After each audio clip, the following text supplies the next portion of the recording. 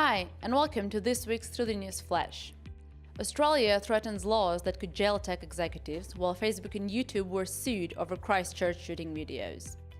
After the live stream of the shooting that left 50 people dead in New Zealand, the Australian Prime Minister is looking to crack down on extremist content on social media. A group representing French Muslims is suing Facebook and YouTube for allowing the streaming of footage from the shootings in on their platforms. A group representing New Zealand Muslims welcomed the move.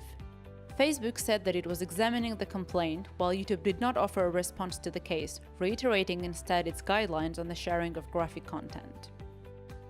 Trump's legal battle to keep blocking his critics on Twitter doesn't seem to be going so well.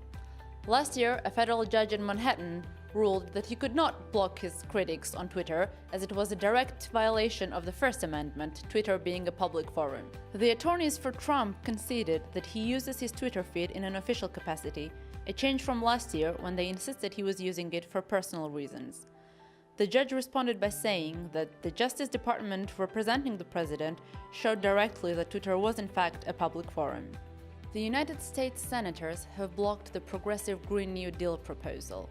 On Tuesday, senators voted down the measure to advance the Green New Deal, which was a far-reaching measure to address climate change.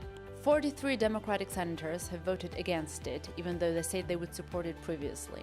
Ahead of the vote, Senate Democrats called it a sham that Republicans used to divide Democrats.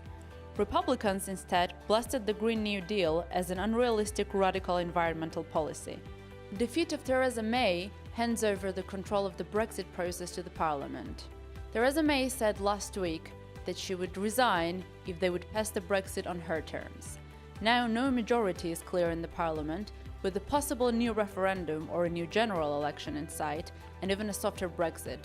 We're still to see what to expect from the whole process.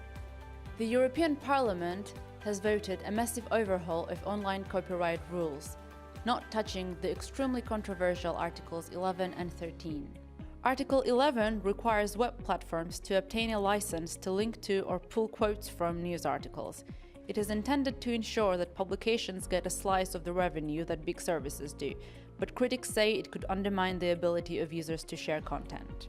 Article 13 requires platforms make their best efforts to obtain licenses to copyrighted material before uploading it, changing the current standard where they respond to copyright takedown requests from rights holders. The fear is that platforms will turn to oppressive filters that prevent users from uploading anything or arbitrarily block user-generated content.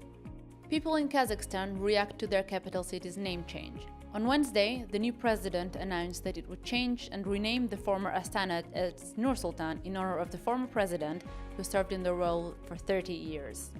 The parliament then made the renaming official, and on Thursday about 20 people attended a protest rally in the city, nearly all of whom were then arrested. An online petition asking the government not to rename the capital without legitimate discussions, followed by fair and open voting, has been signed by more than 36,000 people in the past 24 hours. Although no change seems to be underway, and people remain frustrated with jokes multiplying on the internet.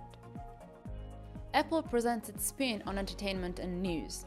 On Monday, Apple announced several new services, including most notably Apple TV Plus and Apple News Plus. The Apple TV Plus service, which will launch in autumn, already has many high-profile shows in its lineup. Apple also announced a new News Plus app, which will contain more than 300 magazines along with electronic subscriptions.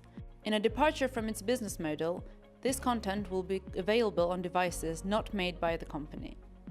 The world's largest Tyrannosaurus was found in Canada. T-Rex, as we know him, is one of the most recognizable dinosaurs in the world. He has featured many times both as a villain and as a hero in popular culture, although we still don't know and can't determine how big it was capable of growing. A specimen found in Canada, nicknamed Scotty, is helping researchers with that last point.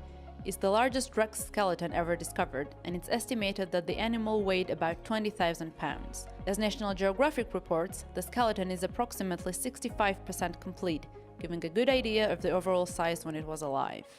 This was the Through the News Flash. Thanks for listening and stay tuned for more.